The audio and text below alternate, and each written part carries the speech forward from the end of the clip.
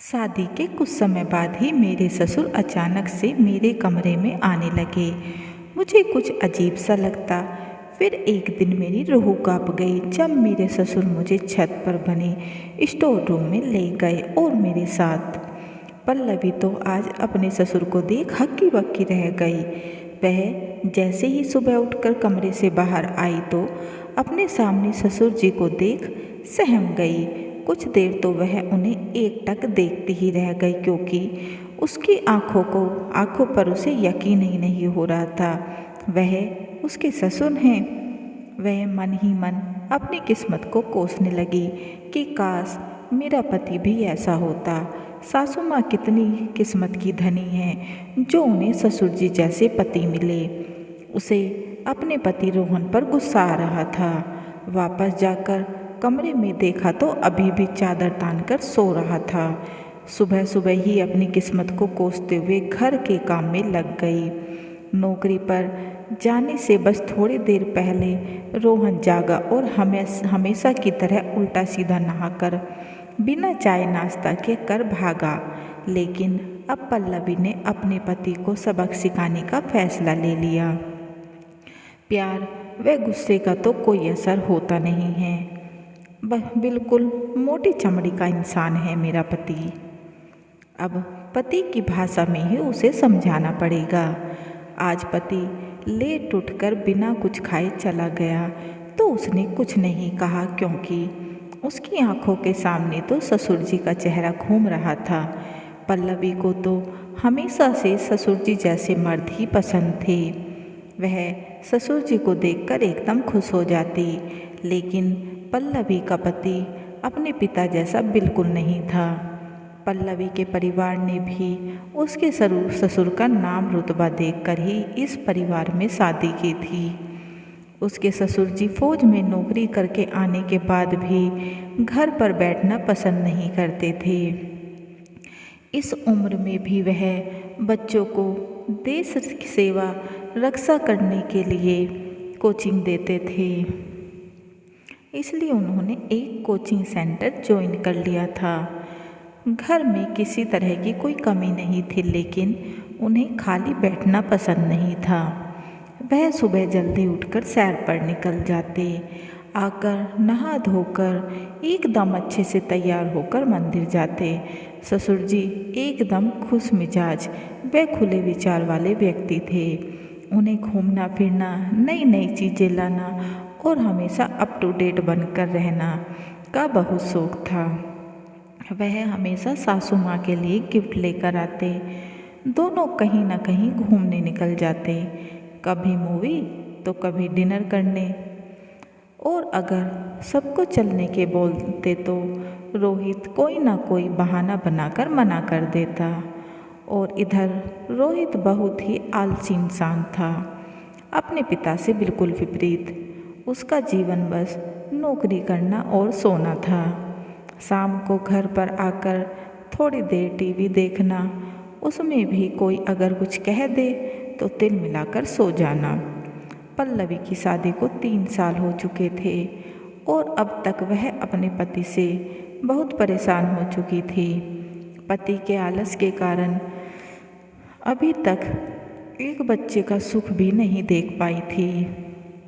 आखिर यही तो समय होता है जब पति पत्नी कुछ हसीन पल साथ में बिताते हैं।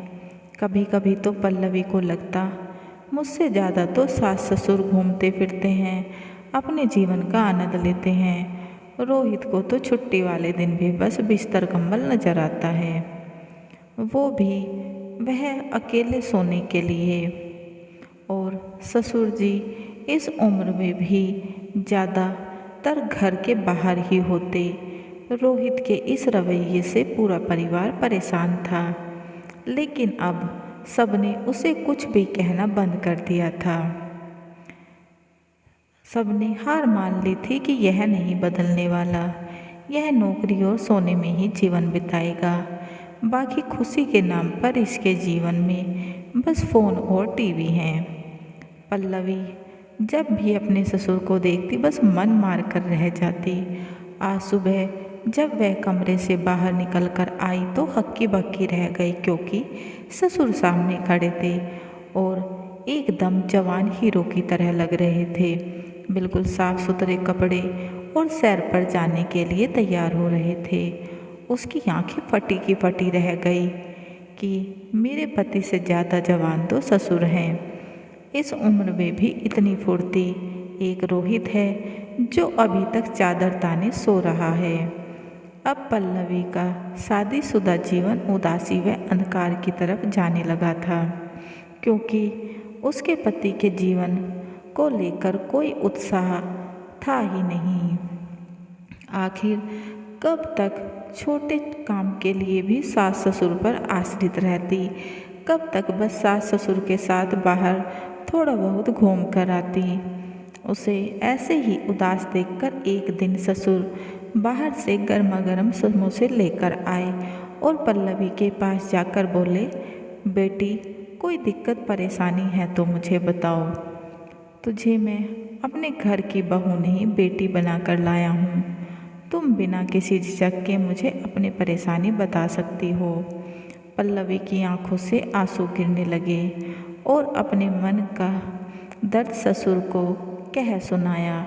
तब ससुर ने एक योजना बनाई और बहू से कहा, अब मैं जैसा कहता हूँ वैसा करती जाना।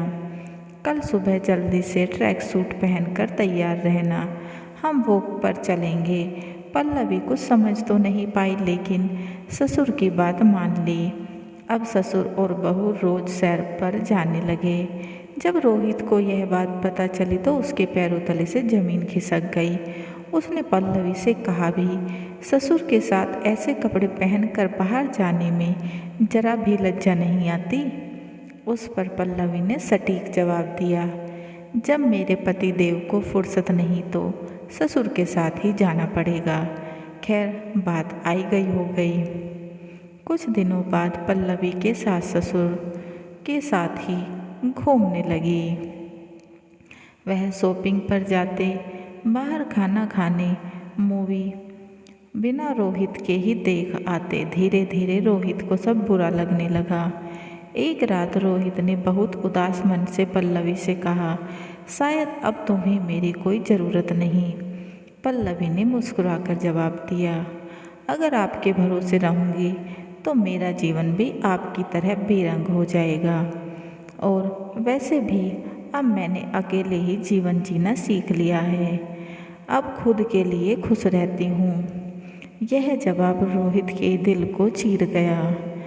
अब हालात ऐसे हो गए थे कि रोहित छुट्टी के दिन भी घर पर बिस्तर में अकेला पड़ा रहता और सास ससुर व पल्लवी हमेशा ही कहीं न कहीं घूमने निकल जाते, लेकिन रोहित से कोई कुछ नहीं पूछता। एक दिन शाम में रोहित के घर आने के समय सास ससुर व पल्लवी बातें कर रहे थे। ससुर जी बहू और सास से कह रहे थे, दोनों अपना सामान पैक कर लो, हम एक हफ्ते के लिए घूमने जा रहे हैं। दरवाजे पर खड़े रोहित यह सब सुन लेता है। वह हैरान रह जाता है। एक हफ्ता? वह जल्दी से अंदर आया। अरे, आप लोग कहाँ जा रहे हैं? मुझे भी बता दिया होता, मैं भी छुट्टी ले लेता, रोहित तिलमिलाते हुए बोला। तब ससुर जी ने कहा, अरे क्या छुट्टी ले लेता, इतने साल हो गए तुम्हारी शादी को, आज तक कहीं लेकर गया बहू को? तू रहने दे बस। अब आराम से एक सप्ताह बिस्तर पर आराम करना, कोई परेशान नहीं करेगा। वैसे भी बाहर की दुनिया में रखा ही क्या है, सुकून तो बिस्तर पर चद्दर तान कर सोने में है। रोहित को अपनी गलती का एहसास हो गया कि उसके जीवन में आलस ज़्यादा और उत्साह कम है, लेकिन अपने माता पिता को इस उम्र में भी इतना फुर्तीला देख और पत्नी को अकेले ही खुश देख उसे समझ आ गया। जीवन अपनों के साथ छोटे छोटे पलों को यादगार बनाने का ही नाम है। कभी कभी घूमना फिरना रिश्तों में ताजगी भरता है। उसने तुरंत अपने ऑफिस में फ़ोन किया। मैं एक सप्ताह नौकरी पर नहीं आ पाऊँगा। इतने साल में पहली बार पत्नी के साथ हनीमून पर जा रहा हूँ। यह सुनकर सब हैरान रह गए और इस तरह पल्लवी के उदास जीवन में खुशियाँ लौट आई।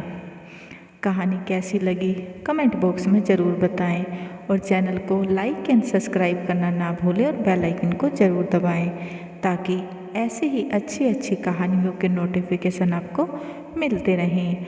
And please guys support my channel. समाप्त।